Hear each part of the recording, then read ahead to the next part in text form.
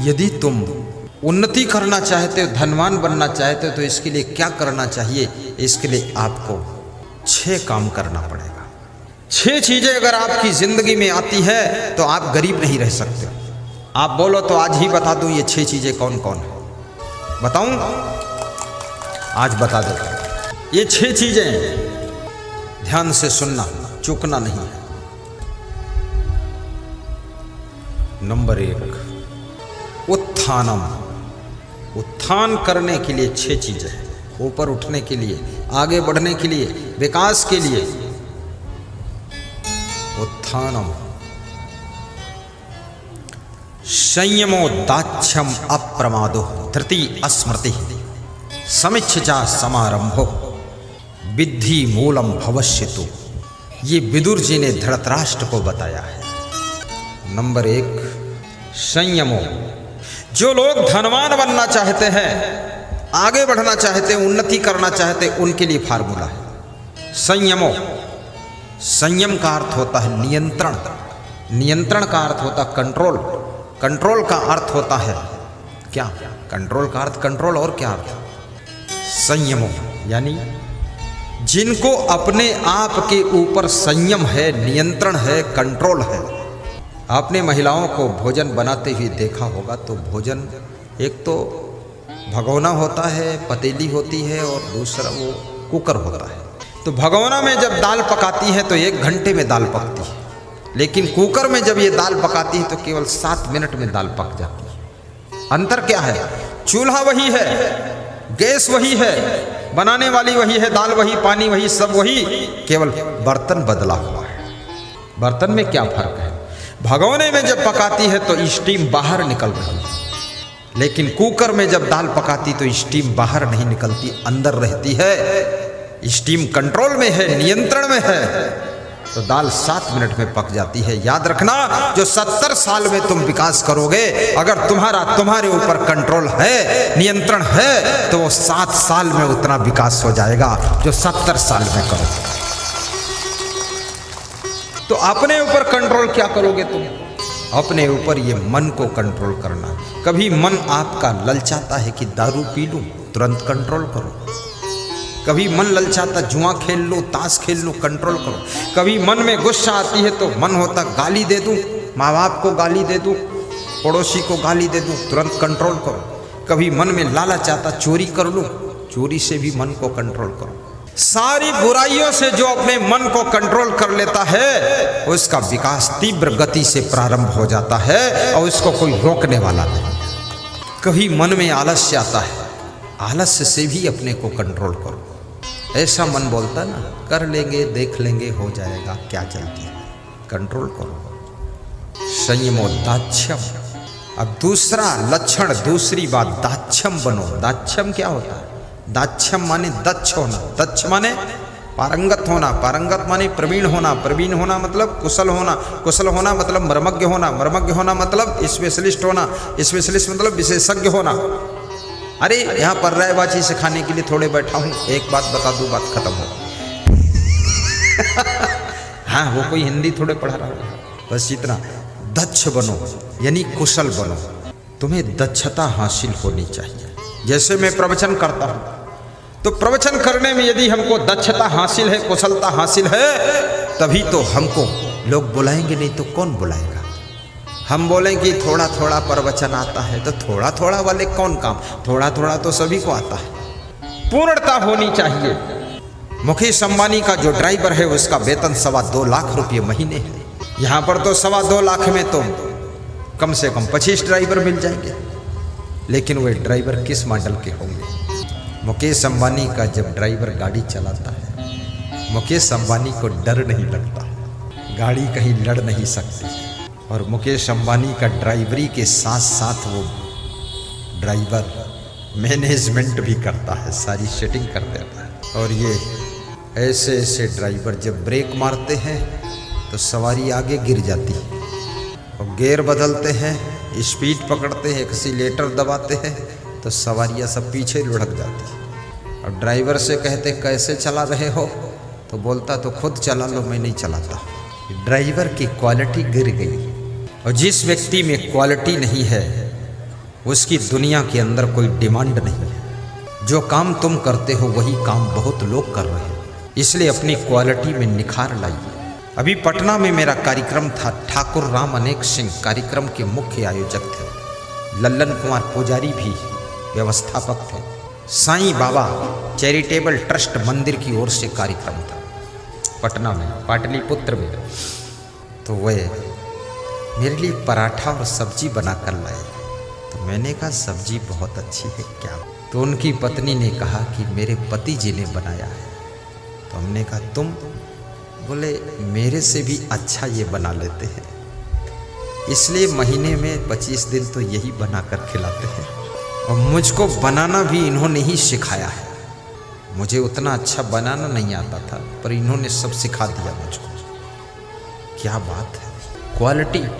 आपके चलने में भी क्वालिटी होनी चाहिए, बात करने में क्वालिटी होनी चाहिए, बैठने में क्वालिटी, खड़े होने में क्वालिटी, हंसने में भी क्वालिटी, मुस्कुराने में क्वालिटी, कपड़ा धोने में क्वालिटी, फैलाने में क्वालिटी, सुखाने में क्वालिटी, रखने में क्वालिटी। और जितनी ज़्यादा आपके अंदर क्वालिटी होगी, याद रखना उतनी ज़्यादा तुम्हारी कीमत बढ़ती चली जाएगी। जिसमें बहुत क्वालिटी होती है वो व्यक्ति बहुत कीमती हो जाता है।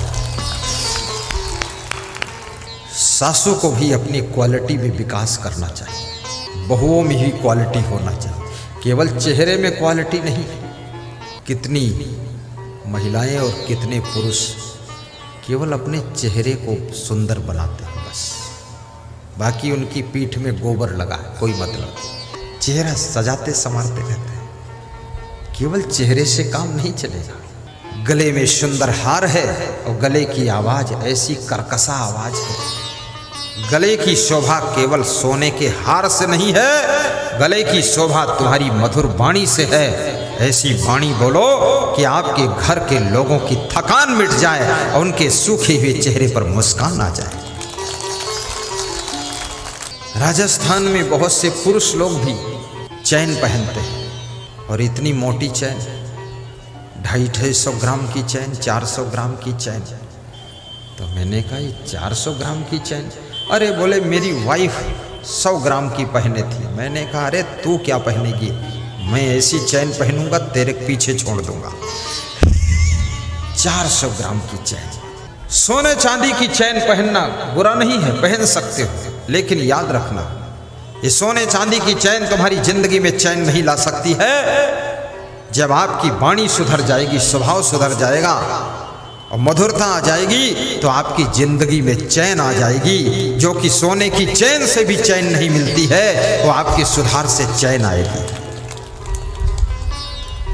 इसलिए अपने घरों में सोने चांदी के जेवरों के लिए विवाद मत करो।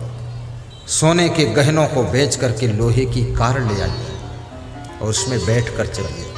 सोने चांदी को तुम लाद कर चलोगी और लोहे की कार तुमको लाद कर चलेगी, फायदा है। और नारी का सबसे बड़ा आभूषण पति की प्रसन्नता है, और पुरुष की सबसे बड़ी महिमा पत्नी को संतुष्ट रखना, खुश रखना। याद रखना जितने लोग तुम्हारे आश्रय में रहते हैं उनकी व्यवस्था बिगड़ने न पाए। दाक्षम, कुशल बनो, मर्मज्ञ बनो, अप्रमादो। तीसरा लक्षण अप्रमादो, जिनके पास में बिल्कुल लापरवाही नहीं है, तत्काल काम करने की आदत है, वे लोग कभी गरीब नहीं बनते हैं।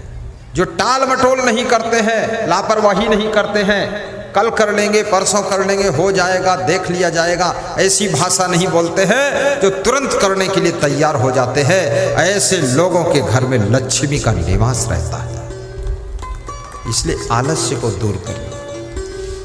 अप्रमादो, धृति अस्मृति। और कहते हैं जिनके पास में धैर्य, बहुत धैर्य है, कभी हिम्मत नहीं टूटती है, साहस कम नहीं होता है, सब कुछ खोने के बाद जिनका धैर्य हमेशा वैसा का वैसा रहता है। याद रखना महाराणा प्रताप का चित्तौड़ का किला जब मुगलों ने कब्जा कर लिया, जंगल में जाकर के घास की रोटियां बनाकर खा रहे थे महाराणा प्रताप। लेकिन उनका धैर्य और साहस, किला तो छीन लिया पर धैर्य और साहस कोई छीन नहीं पाया।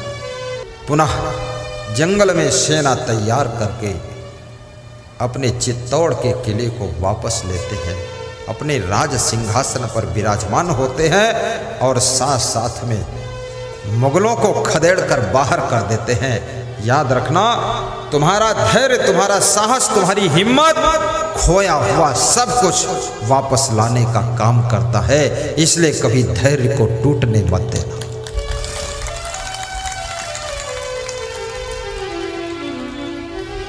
और धैर्य की परीक्षा कब होती है? जब तुम विपत्ति में होते हो। सामान्य परिस्थिति में तो सभी धैर्यवान दिख रहे हैं, सभी वीर हैं, सभी साहसी हैं। लेकिन आपत्ति काल में जब तुम्हारा धैर्य टूटने न पाए, तब समझ लो तुम्हारे पास धीरज है। धीरज धर्म मित्र अरुणारी, आपत्ति काल परखिए चारि। धीरज धर्म मित्र अरुणारी, आपत्ति काल परखिए चारि। धीरज धर्म मित्र अरुणारी, आपत्ति काल परखिए चारि। इन चार चीजों की परीक्षा आपत्ति काल में होती है। जब पति किसी आपत्ति में फंसा हो, तब नारी की परीक्षा होती है। जब तुम्हारे पास में धन भी ना हो, कोई बड़ा पद भी ना हो, शरीर में बीमारी भी आ गई हो, दुश्मनों की संख्या भी बढ़ गई हो, परिवार के लोग भी साथ छोड़ चुके हो, रिश्तेदारों ने भी मुंह मोड़ लिया हो, ऐसी परिस्थिति में तुम्हारी पत्नी की परीक्षा होती है। ऐसी कंडीशन में जो नारी अपने पति का साथ देती है, वो नारी केवल नारी नहीं है, वो नारी नारायणी है। वो नारी नारायणी है, वो देवी स्वरूप है। शंकर भगवान की एक कथा है। शंकर भगवान एक बार पार्वती के साथ में बैठे बात कर रहे थे। शंकर भगवान हमेशा पार्वती को देवी कहते थे और पार्वती हमेशा अपने पति को भगवान कहती थी। पार्वती जी बड़ी सभ्य महिला थी। शिव जी चर्चा कर रहे थे। पार्वती जी पूछती है कि ये आकाश में जो बहुत भीड़ जा रही है, विमानों से लोग उड़ के जा रहे हैं, रोडों पर भीड़ बहुत है, ये सब आज कहाँ जा रहे हैं? इतनी भीड़ पहली बार मैंने देखा। तो शिव जी ने कहा, ये शिव जी के मंदिर में शंकर भगवान का दर्शन करने जा रहे हैं। बोले इतने भक्त लोग हैं आपके? बोले हाँ, हमारे भक्त हैं। तो पार्वती जी ने कहा, भगवान तो आप यहाँ क्यों बैठे हो? वहाँ मंदिर में चल के दर्शन दो। शिव जी ने कहा, नहीं पार्वती देवी, मैं यहीं रहूँगा। ये सब मंदिर में मूर्ति का दर्शन करके चले आएंगे। नहीं नहीं, इतनी श्रद्धा सभी की है तो आप वहाँ चल के दर्शन दो। तो शिव जी ने कहा, ये सब भक्तों की भीड़ नहीं है, इसमें सब मिक्सर लोग हैं, मिक्स लोग हैं। चलो, तुम नहीं मानती तो मैं चल देता। शिव जी गए और शिव जी ने अपना रूप बदल लिया, कोढ़ी का रूप बनाकर बैठ गए। पार्वती जी अपना रूप बदल करके पंखा डुला रही हैं। शिव जी बैठे हैं। एक नवयुवकों की मंडली आती है, पार्वती जी से पूछते हैं नवयुवक, ये तुम्हारे कौन है? पार्वती जी ने कहा, ये हमारे पति देव हैं। बोले, ये तो कोढ़ी हो गए हैं। हाँ, ये कोढ़ी हो गए हैं, लेकिन अच्छे हो जाएंगे, मैं इनकी सेवा करूँगा। अच्छा, अरे इस कोढ़ी के चक्कर में तुम क्यों पड़ी हो? तुम हमारे साथ चलो, आराम से रहना। तो शिव जी मुस्कुराए, बोले, पार्वती ये भी शिव के भक्त आए हैं, तुम बच के रहना, नहीं तुमको भी ले जाएंगे। ये भगत है, ठगत है, क्या है? इस सत्संग की भीड़ में भी कोई कोई चोर भी आते हैं, किसी महिला की चैन खींच लेते हैं। कोई कोई चुट्टी महिला भी आती है, वो महिला में ही बैठती है, महिला की चैन ले जाती है। पर सत्संग में और मंदिर में जो चोरी करता है ना, उसको 7 जन्म तक मनुष्य का शरीर नहीं मिलता है, पशु पक्षी की योनि में भटकना पड़ता है। इसलिए मैं निवेदन करूंगा, सत्संग में जाओ, मंदिर में जाओ, वहां दान करना चाहिए, वहां चोरी नहीं करना चाहिए, वहां तो अपने पाप धोना चाहिए, वहां नया पाप नहीं करना चाहिए। तो पार्वती ने कहा, तुम जाओ, हम अपने पति की सेवा करें। थोड़ी देर बाद एक और नवयुवकों का ग्रुप आया। बोले, अरे माता जी, ये तुम्हारे कौन है? पति हैं, ये तो कोढ़ी हो गए। बोले, हाँ कोढ़ी हो गए, तो इनके साथ क्यों हो तुम? चलो तुम्हारा दूसरी जगह विवाह करा देंगे, हमारे साथ चलो। शिव जी ने कहा कि शिव जी बोले कि पार्वती जी शांत रहना, परिचय मत देना, देखते रहो क्या क्या हो रहा, तुम्हारी भी परीक्षा हो जाएगी। पार्वती जी ने कहा कि मैं अपने पति को छोड़कर किसी के साथ नहीं जाऊंगी। पति व्रत, सभी व्रत में सबसे बड़ा व्रत पति व्रत और एक पत्नी व्रत है।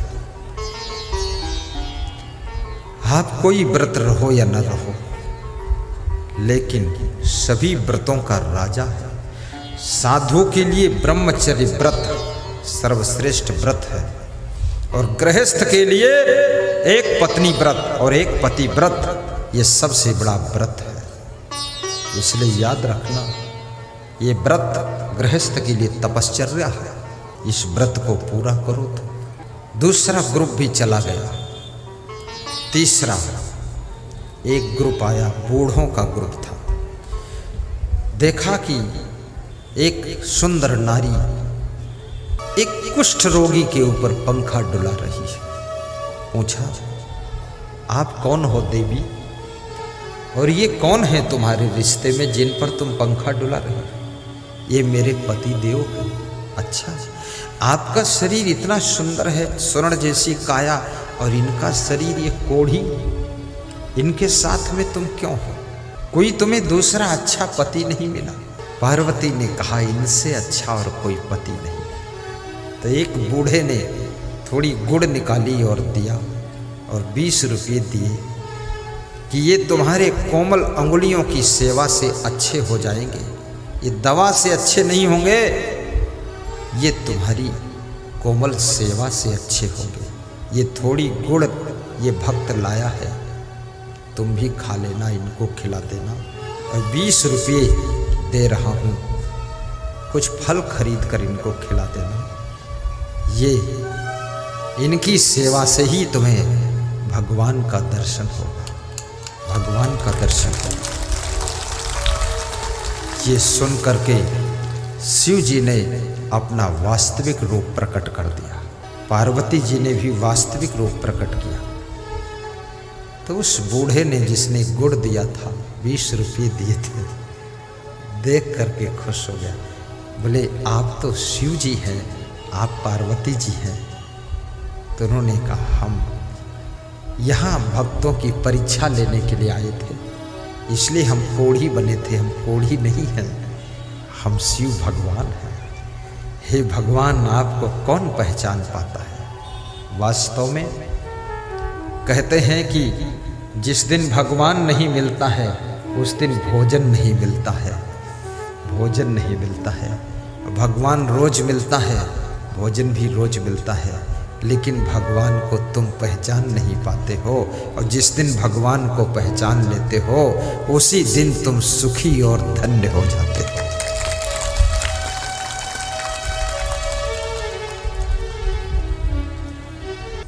आपका पति कितना कमजोर हो जाए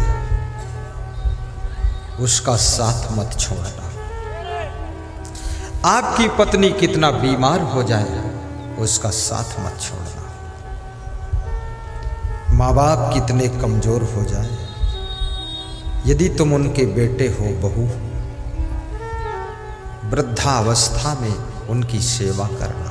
उनकी सेवा से तुमको गुरु का आशीर्वाद मिलेगा और उनकी सेवा से तुम्हारी मनोकामना पूर्ण हो जाएगी। इसलिए अपने घर के बुजुर्गों का कभी अपमान मत कीजिए।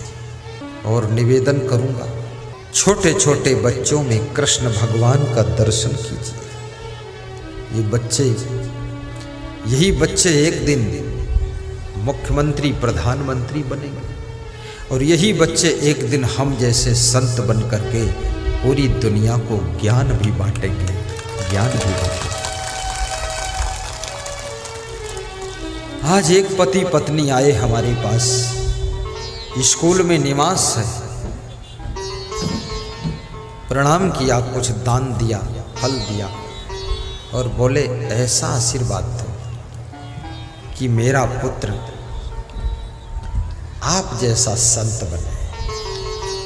तो मैंने कहा बिल्कुल एवं मस्त ऐसा ही होगा, पर हमेशा गुरु का ध्यान रखना, गुरु के ज्ञान को सुनते रहना और गुरु को याद करते रहना।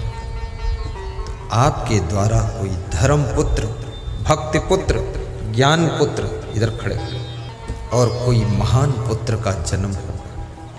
वास्तव में माँ जो मन में सोचती है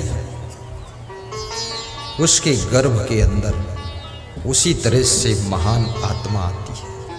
आशीर्वाद बस बस बस। अभी कोई यहाँ चरण छूने ना आना, कोई दान करने भी मत आना। ये मंडप में खंभों में दान के डिब्बे बंधे हुए, जो जहाँ है, यदि आपकी श्रद्धा है दान देने की तो आप वहीं डब्बे में अर्पित कर दीजिए। यहाँ आने से सत्संग में डिस्टर्ब ज़्यादा हो। सत्संग समापन के बाद फिर खूब दान कर लेना, जितना करना होगा। अभी बंद। और एकोपि गुणवान पुत्रो निर्गुणश्च सतैवरः एकश्चंद्रस्तमो हन्ति नच तारा सहस्रशः। मैं लगता है मैं जो सुनाता हूं लोग सुनते नहीं। यहां कोई ऊपर मत आना, ऊपर मत आना, सब मान जाना, मान जाना। लोग मजेदार है। मंगल भवन या मंगल हारी द्रवहु सुदशरथ अजर बिहारी। मंगल भवन या मंगल हारी द्रवहु सुदशरथ अजर बिहारी। आज के मुख्य अतिथि पूर्व विधायक, पूर्व सभापति बिहार सरकार श्री यदुवंश प्रसाद यादव जी पिपरा विधानसभा से आए हुए हैं। एक बार खड़े होकर प्रणाम करें और सब लोग ताली बजाकर उनका सम्मान करें। मंगल भवन या मंगल हारी द्रवहु सुदशरथ अजर बिहारी। आज बहुत दूर दूर से श्रोताए हैं, हरियाणा सोनीपत से श्रोताए, खड़े हो जाइए। विक्रम सिंह शाह और उनकी पत्नी दोनों खड़े हो जाओ। हरियाणा से आए हैं, एक रात की पधरौनी दिया था सोनीपत में। देखिए ये सत्संग केवल प्रादेशिक नहीं रह गया है, ये पूरा राष्ट्रीय सत्संग हो गया, इंटरनेशनल। बहुत कभी विदेश के भी श्रोता यहाँ आकर बैठेंगे आपके बिहार में। विदेश के लोग आने वाले हैं, हमसे बोल चुके हैं, अमेरिका के, कनाडा के, कि मुझे आना है बिहार में आपके सत्संग। धन्य है बिहार की धरती, जहाँ विभिन्न प्रदेशों से आकर के श्रोता आनंद ले रहे हैं। धन्य है अजान की धरा, ये हरदी क्षेत्र, जहाँ पर 10 से 15 हजार तक नर नारी सत्संग का रसपान कर रहे हैं। धन्य है आप लोग। मैं पूछना चाहूँगा, कितने लोगों की इच्छा है कि बाबा जी बिहार में बार बार आए? जिनकी ऐसी इच्छा है थोड़ा मुस्कुरा कर हाथ ऊपर उठाएं। सबकी इच्छा है? जोरदार ताली बजाओ ऊपर ऊपर।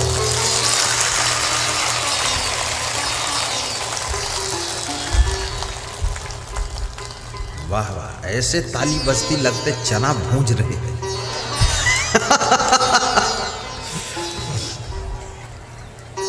बहुत आनंद आता है। धन्य हो, धन्य हो। घर घर में सुख शांति हो।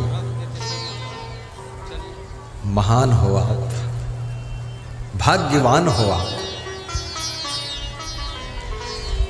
मंगल भवन या मंगल हारी, द्रवहु सुदशरथ अजिर बिहारी, द्रवहु सुदशरथ अजिर बिहारी। मंगल भवन या मंगल हारी, सो तुम जाना हो अंतर पूर्वहु मोर मनोरथ स्वामी, पूर्वहु मोर मनोरथ स्वामी। मंगल भवन या मंगल हारी। जय हो, बहुत आनंद आ रहा। धीरज धर्म मित्र अरुणारी, आपति काल बरखी चारी। धीरज धर्म मित्र आपति काल परखिए चारी।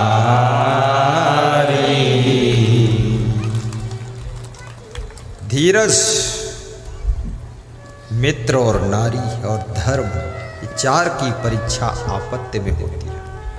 जिसमें लक्ष्मण को शक्ति बाण लगा था, राम अपनी गोद में लक्ष्मण को लेकर के दुखी हो रहे थे। अयोध्या वापस लौट कर जाऊंगा तो क्या कहेंगे अवधवासी कि अपने भाई को खो कर आए। एक नारी के लिए भाई को खोया है। राम दुखी थे। उसी समय हनुमान जी सुषेण वैद्य को लेकर आते हैं। सुषेण वैद्य पूछते हैं, हे राम, मैं रावण का कर्मचारी हूं, रावण का वैद्य हूं, लंका का वैद्य हूं। तो जिसका नमक खाया हूं, जिसका वेतन लिया हूं, उसके दुश्मन का इलाज करूंगा। ये तो नमक हरामी हो जाएगा, अधर्म हो जाएगा। मैं लक्ष्मण का इलाज कैसे करूं? आप भगवान हो, बोलो, आदेश करो, क्या है? अधर्म करूं? तो राम ने जो उत्तर दिया, लक्ष्मण बेहोश पड़े राम की गोद में। सुषेण वैद्य ने ऐसा प्रश्न रख दिया, धर्म संकट आ गया सामने कि अब क्या करूं? तो राम कहते हैं, अरे सुषेण वैद्य, ये लक्ष्मण मेरा भाई है। अगर धर्म की बात है तो हर चीज इस जगत की कुर्बान धर्म पर है, कुर्बान धर्म पर है।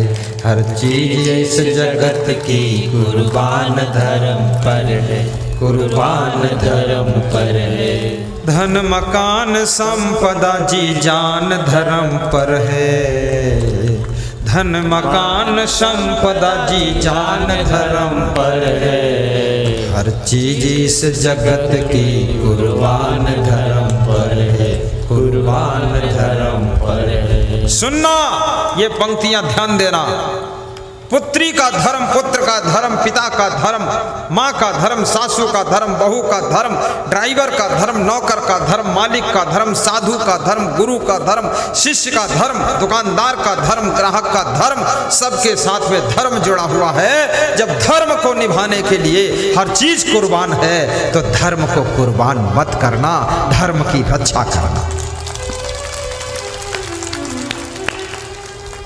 जब किसी बेटी को दुनिया का आकर्षण सताने लग जाए तो अपने पुत्री धर्म को देखना, तुम्हारा धर्म क्या बनता है, पिता के प्रति क्या धर्म है, माँ के प्रति क्या धर्म है। उनको टेंशन देना, दुख देना, अपमान देना नहीं। पुत्री का धर्म है माँ बाप के सम्मान की रक्षा करना, माँ बाप के गौरव को ऊंचा उठाना। पुत्र का धर्म है अपने माँ बाप को सुख सुविधा देना। तो अपने धर्म को याद करो, धर्म के लिए जिंदगी कुर्बान करो और धर्म को कभी मत छोड़ो।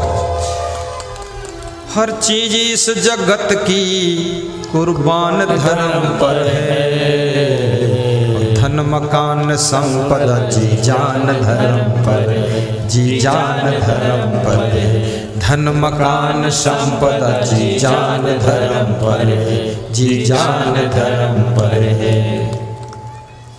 अवसर अगर मिला तो, हरीश दास सीधे बैठ जाओ, खड़े हो जाओ, सुस्त मत हो आप, आपको बहुत दान मिलेगा, चिंता क्यों करते हो।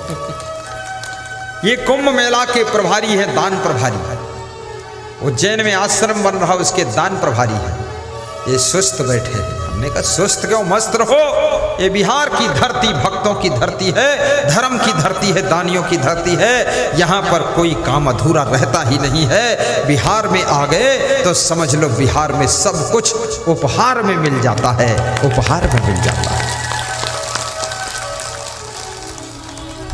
अभी मेरे जीवन में इस साल मैं देख रहा हूं बिहार प्रदेश मेरे लिए सभी प्रदेशों से नंबर 1 पर दानी प्रदेश है। इस साल नंबर 1 पर आया है।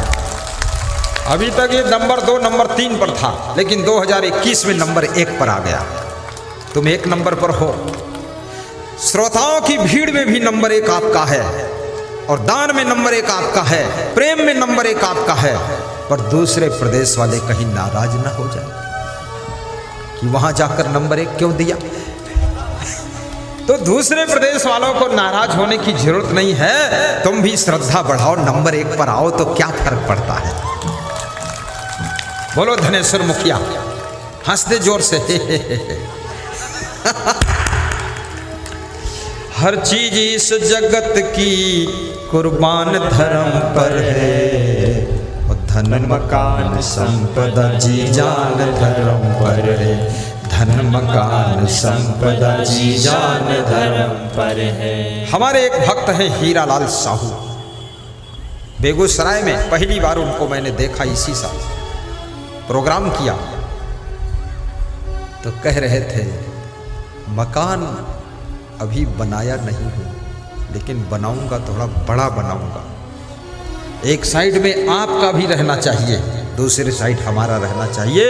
खिड़की खोलूं तो तुम्हारा दर्शन हो जाए, ऐसा बनाऊंगा। वास्तव में गुरु के पड़ोस में अगर मकान बन जाए तो हर व्यक्ति का मकान गुरु के पड़ोस कैसे बनेगा। अरे अपने मकान के पड़ोस में ही दूसरा मकान बनाओ, और कभी कभी गुरु आए तो एक रात वहां रहे, एक दिन रहे, और जब खिड़की खोलो दर्शन कर लो गुरु का। और जो गुरु चला जाए तो उस मकान का प्रयोग तुम कर लो। एक कमरा केवल गुरु के लिए रखो, बाकी प्रयोग करो।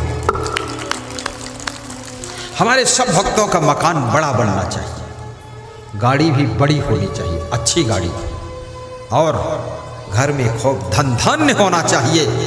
गरीबी न रहे आपके घर में, ऐसा आशीर्वाद ये व्यास गादी प्रदान कर रही है। मैं अपने गुरुदेव से भी आशीर्वाद मांगता हूँ, उनकी तपस्या के प्रभाव से और मेरी साधना के प्रभाव से घर घर की गरीबी दूर हो और घर घर में अमीरी आनी चाहिए। हर चीज इस जगत की कुर्बान धर्म पर है, और धन मकान संपदा जी जान धर्म पर है, जी जान धर्म पर है। धन मकान संपदा जी जान धर्म पर है, जी जान धर्म पर है। धन मकान संपदा जी जान धर्म बहुत सुंदर कथा है, 2 मिनट की। जान धर्म पर है। तो राम ने उत्तर दिया, अवसर अगर मिला तो दिखलाएगा ये राघव। ए सुषेण वैद्य, अगर अवसर मिला, चांस मिला तो ये राम तुमको दिखाएगा क्या? अवसर अगर मिला तो दिखलाएगा ये राघव, और भाई सहित स्वयं भी बलिदान धर्म पर है, बलिदान धर्म पर है। भाई सहित स्वयं भी बलिदान धर्म पर है, बलिदान धर्म पर है। भाई सहित स्वयं भी बलिदान धर्म पर है, बलिदान धर्म पर है। यदि अवसर मिला सुषेण वैद्य तो हम और हमारा भाई दोनों धर्म के नाम पर बलिदान हो जाएंगे।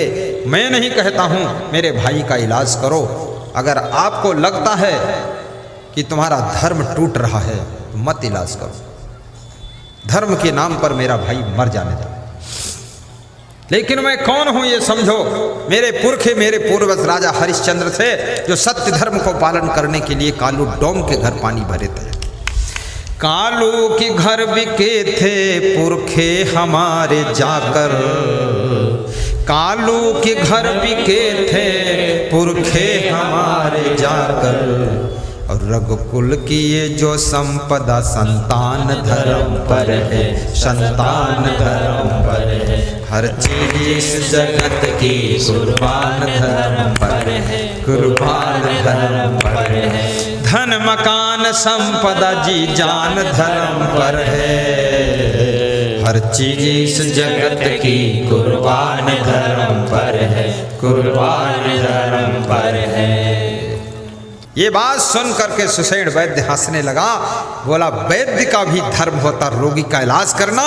वैद्य के सामने न कोई अपना है न पराया है, जो बीमार है रोगी है उसका इलाज करना मेरा पर्सनल धर्म है। इलाज किया है, लक्ष्मण को होश आता है, संजीवनी बूटी पिलाई जाती है। याद रखना, यदि तुम किसी के पिता हो, पिता का धर्म निभाना। यदि तुम माँ हो तो माँ का धर्म निभाना। अपने पुत्रों को संकट में मत डालना। शराब पीना तुम्हारा काम नहीं। जमीन बेचकर शराब पी जाना, सामान बेचकर शराब पी जाना, पुत्रों को, संतान को, पुत्रियों को भिखमंगा बना देना, ये पिता का धर्म नहीं।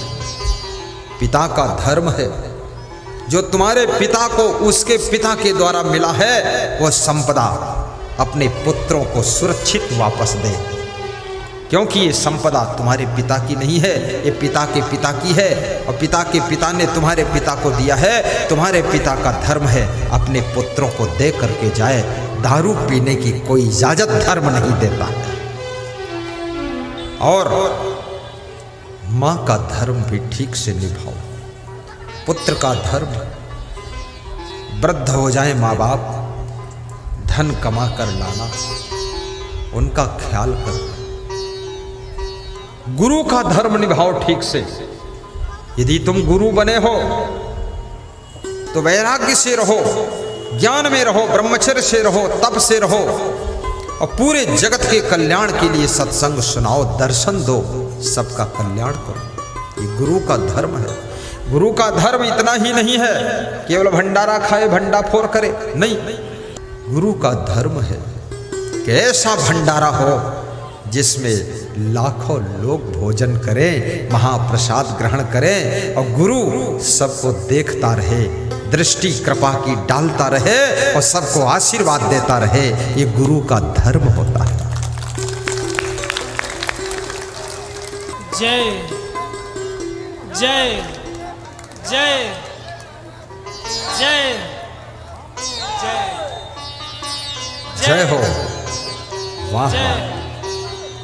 जय जय जय जय बहुत लंबी जय बोला, जय बहुत बहुत दमदार आदमी। साहिब बंदगी बोलो साहिब। साई बंदगी।